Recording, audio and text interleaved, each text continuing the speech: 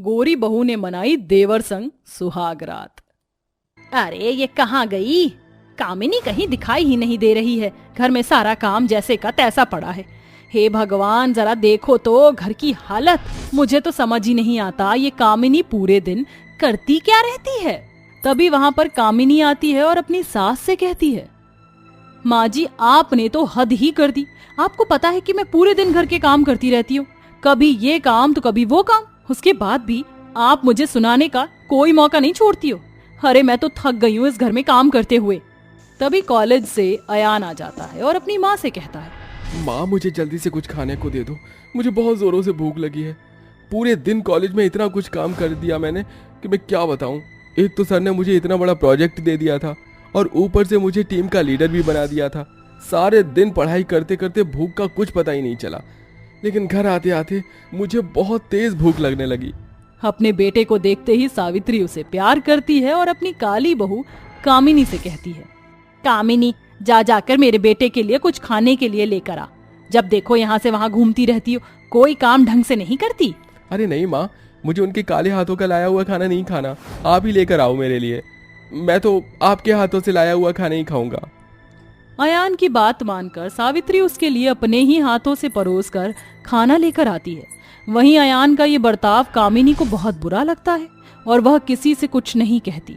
इसके बाद वो घर के बाकी के कामों में लग जाती है। शाम रहते रहते सावित्री अपने घर पर पंडित जी को बुला लेती है, जिसके चलते सावित्री पंडित से कहती है, देखो पंडित जी, मुझे लड़की सुंदर सुशील ही दिखाना, और लड़की तो काली बिल्कुल भी नहीं होनी चाहिए। पहले ही हमारे घर के अंदर एक काली बहू आ गई है और हमारी नाक बिल्कुल कट गई है, लेकिन अब की बार हमें सुंदर बहू चाहिए। तभी वहां पर अयान आता है और अपनी माँ से कहता है, अरे क्या बात है माँ, आप तो पंडित जी को बिल्कुल मेरी पसंद बता रही हो। इसका मतलब आप मेरे लिए लड़की ढूंढ रही हो। बहुत अच्छी बात है, जल्दी से मेरे लिए लड़की ढूंढो और मेरी शादी करवा दो। नहीं बेटा, ऐसा नहीं है। मैं लड़की तेरे लिए नहीं ढूंढ रही, दरअसल मैं तेरे भाई कार्तिक के लिए लड़की ढूंढ रही हूँ। उसके लिए जितनी भी लड़की ढूंढती हूँ, हर कोई लड़की उसे रिजेक्ट कर देती है।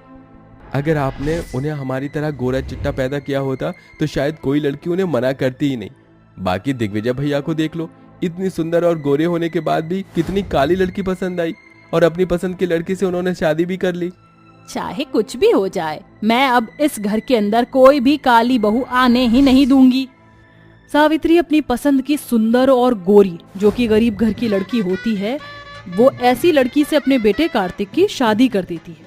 शादी के पहले दिन जैसे ही अयान अपनी गोरी भाभी को देखता है, वो उसे देखता ही रह जाता है, क्योंकि वो और कोई नहीं बल्कि उसकी कॉलेज की ही एक लड़की होती है, जिसे वो बहुत ज्यादा पसंद किया करता था। ऐसा कैसे हो सकता है? ये तो वही है जिसे मैं इतने सालों से पसंद कर रहा था, और माँ ने इस लड़की से मेरे भाई की शादी कर दी, और वो भी उसे भाई से जो इतना काला है। मेरा भाई इतनी सुंदर लड़की को डिजर्व नहीं करता। गृह प्रवेश होने के बाद अयान तारा को देखते ही कहता है, बहारो फूल बरसाओ, मेरा महबूब आया है, मेरा महबूब आया है। तारा अयान को देखते ही हैरान रह जाती है। अरे भाभी जान, आप तो बिल्कुल चांद का टुकड़ा लग रही हो। आओ जरा घर के अंदर आओ, इसे अपना ही घर समझो। मुझे नहीं पता था अयान कि तुम भी इसी घर में रहते हो। इसका मतलब कार्तिक के छोटे भाई तुम ही हो। चलो तो बहुत अच्छी बात है। इस घर में अब मेरी जान पहचान का कोई तो है। जान तो मैं हूँ ही, और जान पहचान के लिए तो मौके बहुत आएंगे। अयान की बातें किसी को समझ नहीं आती, सभी उसकी बातों को नजरअंदाज कर देते हैं। लेकिन पहले दिन से ही अयान अपनी गोरी सुंदर भाभी के ऊपर लाइन मारना शुरू कर देता है। ये सब कामिनी को समझ तो आ जाता है, लेकिन वह अपने मन ही मन सोचती है। जब से तारा इस घर के अंदर आई है, तब से अयान को ज्यादा ही उसके ऊपर इस तरह लट्टू होता जा रहा है। खैर, मुझे क्या लेना देना, मुझे इन सब चीजों में पड़ना ही नहीं है। एक दिन कामिनी अपने दिमाग में ये सब सोच रही थी कि तभी उसे तारा और अयान दोनों एक साथ छत पर जाते हुए दिख जाते हैं। वो उनका पीछा करते करते छत पर पहुंच जाती है और छुप कर देखने लगती है, जहां पर वह दोनों एक साथ बातें कर रहे होते हैं। जिस तरह तुम मुझे पसंद करते हो, इसी तरह मैं भी तुम्हें बहुत पसंद करती थी। मुझे लगा था कि शायद तुम अमीर घराने से हो तो तुम्हारे घर वालों को बहुत सारा दान दहेज चाहिए होगा। मैं बहुत गरीब परिवार से हूँ तो इसलिए मेरे माता पिता दहेज के खिलाफ हैं। तुमने मुझे बताया तो होता, कम से कम हम इस बात पर कुछ चर्चा करते। हर चीज़ का सल्यूशन होता है। और फिर मेरी माँ को सुंदर और गोरी लड़की ही चाहिए थी ना कि अमीर घराने की लड़की। अब जो हुआ उसे भूल जाओ। वैसे भी मैं जानता हूँ तुम्हें मेरा काला कलूटा भाई पसंद तो होगा नहीं, इसलिए अब से तुम मेरी हो जाओ, मेरी बाहों में आ जाओ। कब से मेरा दिल तुम्हें गले लगाने के लिए तड़प रहा है। तारा अयान के पास आ जाती है, जिसके बाद अयान उसे गले से लगा लेता है। अपने सामने ये नज़ारा देख कामिनी हैरान रह जाती है और उसे कार्तिक के लिए बहुत बुरा लगता है। देवर जी तो बड़े ही हरामी और बेशरम किस्म के लड़के निकले। अरे आज तो कार्तिक जी की सुहाग रात है और ये यहाँ पर अपनी गोरी भाभी के साथ सुहाग रात बना रही हैं। इनका पर्दाफाश तो करना ही होगा। कामिनी चाहती थी कि वो अपने देवर की सच्चाई घर में सभी को दिखा सके, जिसके चलते वो उन्हें रंगे हाथ पकड़ने की बहुत बार कोशिश करती है, लेकिन कभी घर वाले घर पर नहीं होते तो कभी वह इस मौके का फायदा ही नहीं उठा पाती। एक दिन अयान मैसेज करके तारा को छत पर बुला लेता है। वो दोनों एक दूसरे के साथ टाइम स्पेंड कर रहे होते हैं। जैसे ही वो दोनों एक दूसरे के करीब आते हैं तभी वहां कामिनी पूरे परिवार के साथ पहुंच जाती है।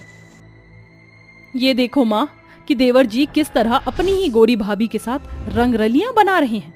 इन्हें जरा भी शर्म नहीं है कि ये अपनी भाभी के साथ ही छी छी छी छी छी। ऐसा तो बोलना भी पाप है। अरे इन्होंने तो कार्तिक जी की सुहागरात पर भी अपनी सुहागरात बनाई है। कार्तिक ये देख हैरान रह जाता है। अयान और तारा कामिनी की बातों को झूठा साबित करने की कोशिश करते हैं, लेकिन कामिनी के पास सारे सबूत होते हैं। उसने तारा का फोन भी उठा लिया था जिसमें अयान के मैसेजेस होते हैं। वहीं उसने कार्तिक के सुहागरात वाले दिन अयान और तारा का वीडियो भी बना लिया था, जिसके चलते वो दोनों बहुत ज्यादा शर्मिंदा हो जाते हैं। भैया हमें माफ कर दो, हमसे बहुत बड़ी गलती हो गई। तारा वही लड़की है जिसे मैं प्यार करता था। और मुझे ये डर था कि अगर अयान की मुझसे शादी हो गई तो मेरे गरीब माता पिता को बहुत सारा दहेज देना पड़ेगा, जिसके चलते मैं कभी उससे बात ही नहीं कर पाई। हम दोनों एक दूसरे से प्यार करते हैं। ये सुनकर कार्तिक अपने कदम पीछे हटा लेता है, जिसके बाद वह तारा को डिवोर्स देकर उसकी शादी अयान से करवा देता है। वहीं कुछ ही समय बाद कार्तिक की एक सलोनी नाम की लड़की से शादी हो जाती है, जो रंग से सांवली होती है लेकिन सीरत से बहुत सुंदर होती है, जिसके साथ वो अब खुशी खुशी रहने लगता है। जल्दी जल्दी हाथ चला, तेरे हाथों में क्या मेहंदी लगी है जो इतना धीरे धीरे खाना बना रही है? मोनिका बहू अभी ऑफिस से आती ही होगी, ऑफिस से आते ही उसे खाना चाहिए होता है। बेचारी बहुत थकी होगी। माँ जी मैं भी तो थकी हुई हूँ, लेकिन फिर भी जल्दी जल्दी खाना बना रही हूँ। सुबह से मैं भी तो घर के कामों में लगी रहती हूँ, मुझे तो एक पल बैठने की फुर्सत भी नहीं मिलती, तब भी आप मुझसे ही ये सब काम करवा रही हैं। ऑफिस और घर के काम में जमीन और आसमान का फर्क होता है, समझी? नंदिनी की बड़ी बहू लक्ष्मी एक गरीब परिवार से होती है, जिस कारण वो ज्यादा पढ़ी लिखी नहीं होती है। पढ़ी लिखी ना होने की वजह से लक्ष्मी बाहर जॉब करने के बजाय घर की ही सारी जिम्मेदारी को संभालती है। लेकिन वहीं नंदिनी की छोटी बहू मोनिका बहुत ज्यादा पढ़ी लिखी होती है और बाहर गवर्नमेंट जॉब करके अच्छे खासे पैसे कमाती है, जिससे उसके ससुराल वालों को बहुत फायदा होता है। इसलिए नंदिनी अपनी छोटी बहू को बड़ी बहू से ज्यादा प्यार करती है और ज्यादा सम्मान देती है। नंदिनी के साथ साथ पूरा परिवार भी सिर्फ मोनिका की इज्जत करता है, ना कि लक्ष्मी की। मोनिका बहू आ गई, ये ले पानी पी ले, काफी थक गई होगी ना आज तो 2 तारीख है, तेरी सैलरी भी आ गई होगी, है ना? माँ जी मेरी सैलरी आ गई है और मैंने आप सबके बैंक अकाउंट में भी पैसे ट्रांसफर कर दिए हैं। आज तो मैं बहुत ज्यादा थक गई हूँ, काश कोई मेरे पैर दबा दे। तू काश की बात कर रही? अभी रुक, मैं लक्ष्मी को बुलाती हूँ। लक्ष्मी बहू, ओ लक्ष्मी बहू, इधर तो आना। जी माँ जी बोलिए। मोनिका बहू के पैर में दर्द हो रहा है, जरा इसके पैर दबा दे। क्या मैं मोनिका के पैर दबाऊं? माँ जी मैं मोनिका से उम्र और रिश्ते दोनों में बड़ी हूँ, और अगर मोनिका के पैरों में इतना ही दर्द हो रहा है तो उसे हल्दी वाला दूध दे देती हूँ, इससे उसे आराम मिल जाएगा।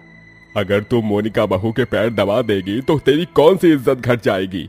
वैसे भी इज्जत उनकी घटती है जिनकी इज्जत हो, और तेरी इस घर में कोई इज्जत नहीं है, समझी तू? पूरा दिन घर में इधर से उधर पड़ी रहती हो और कुछ काम धंधा भी नहीं है। अगर जरा मेरे पैर दबा दोगी तो तुम पर कौन सा पहाड़ टूट जाएगा। पूरे परिवार वालों की बात सुनकर लक्ष्मी को बहुत बुरा लगता है और उसकी आंखों में आंसू आ जाते हैं।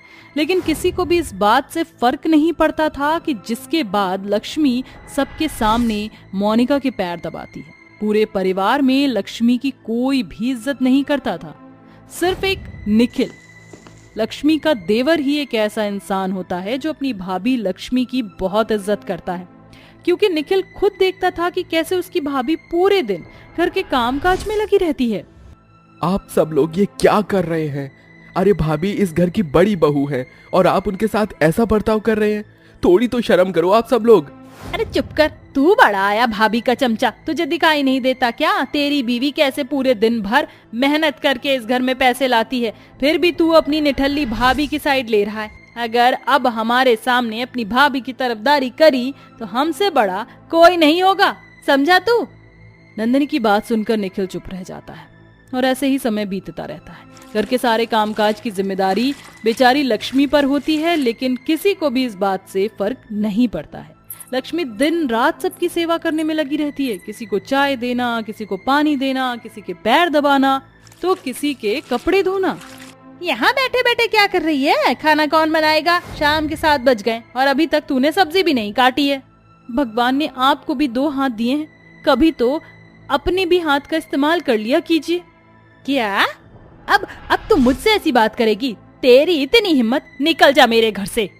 ठीक है माँ जी, मुझे भी आपके घर में रहने का कोई शौक नहीं है। यहाँ नौकरानी बन के रहने से तो अच्छा है मैं अपने गरीब मायके में खुश रहूं। और अब मैं कभी इस घर में वापस नहीं आऊंगी। लक्ष्मी अपना सामान पैक करती है और अपने मायके चली जाती है। जिसके बाद जब शाम को मोनिका आती है तो ये सभी बात नंदिनी मोनिका को बताती है। अच्छा हुआ माँ जी चली गई, कुछ काम नहीं करती थी, बस फ्री फोकट की रोटी खाती थी। अच्छा हुआ चली गई। सही कह रही है बहू, अच्छा हुआ मुसीबत गई। लक्ष्मी के जाने से पूरे परिवार में किसी को भी कोई फर्क नहीं पड़ता। शुरुआत में तो सब कुछ ठीक रहता है, लेकिन अब धीरे धीरे सबको किसी न किसी बात की परेशानी होने लगती है। नंदिनी कब से चाय के लिए चिल्ला रहा हूँ, इस घर में मुझे 1 कप चाय मिलेगी भी या नहीं? ला रही हूँ, सुबह से 1 मिनट भी सांस नहीं लिए, इधर से उधर तुम लोगों ने दौड़ा रखा है। माँ मेरी टाई कहाँ है? कब से ढूंढ रहा हूँ, नहीं मिल रही है। मैंने पहन रखी तेरी टाई? टाई अलमारी में रखने की चीज है ना, तो अलमारी में देख, इधर उधर क्या ढूंढ रहा है? एक टाई भी तुम लोगों से संभाल कर रखी नहीं जाती है। माँ जी अभी तक आपने मेरा लंच बॉक्स तैयार नहीं किया, मुझे ऑफिस के लिए लेट हो रहा है। एक लंच बॉक्स तैयार करने में क्या इतना टाइम लगता है? सुबह से मुझे एक पल भी सांस लेने को नहीं मिला, गधों की तरह काम कर रही हूँ बहू। आज तुम काम पर मत जाओ, मेरे साथ घर के सारे काम करवा दो। क्या मैं आपके साथ घर के काम करवाऊंगी? आपने क्या मुझे लक्ष्मी समझ रखा है जो मैं घर के कामकाज करूंगी? ये सारे काम उसकी जिम्मेदारी थी ना कि मेरी? मैं एक पढ़ी लिखी एजुकेटेड जॉब करने वाली लड़की हूँ, ना कि कोई घरेलू बीवी, समझी आप? आइंदा मुझे काम करने की बोलने की कोई जरूरत नहीं है। इतना बोलकर मोनिका वहां से चली जाती है। मोनिका का ऐसा जवाब सुनकर नंदिनी को बहुत बुरा लगता है और उसे ये एहसास हो जाता है कि उसने अपनी बड़ी बहू के साथ ठीक नहीं किया। ऐसे ही समय बीतता रहता है और घर में हर किसी को परेशानी होने लगती है।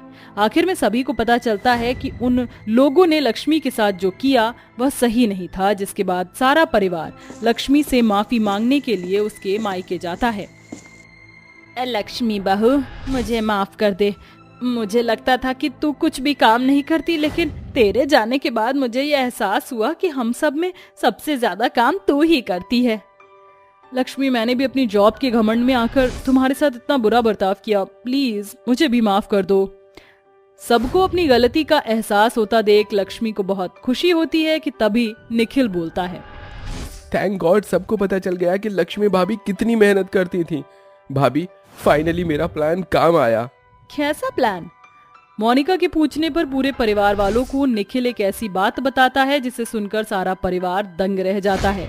भाभी आपकी कोई सेल्फ रिस्पेक्ट नहीं है क्या?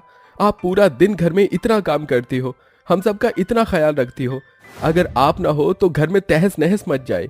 इसके बावजूद भी घर में आपकी कोई इज्जत नहीं करता। मुझे खुशी है कि तुमने मुझे समझा, लेकिन अब मैं कर भी क्या सकती हूँ? अब यही मेरी जिंदगी है। ये आपकी जिंदगी नहीं है, मेरे पास एक प्लान है। आप घर में माँ से लड़ाई करके अपने मायके चली जाओ।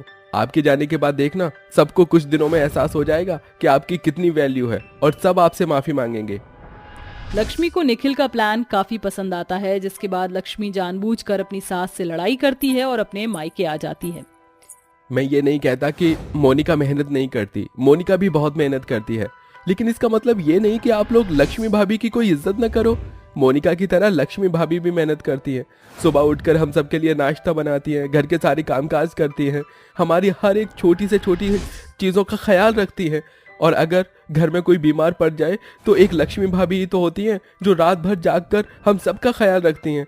लेकिन इन सब के बावजूद भी आपने सिर्फ मोनिका की इज्जत की, क्योंकि वो बाहर जॉब करके हमें पैसे ला कर देती है, सिर्फ इसलिए।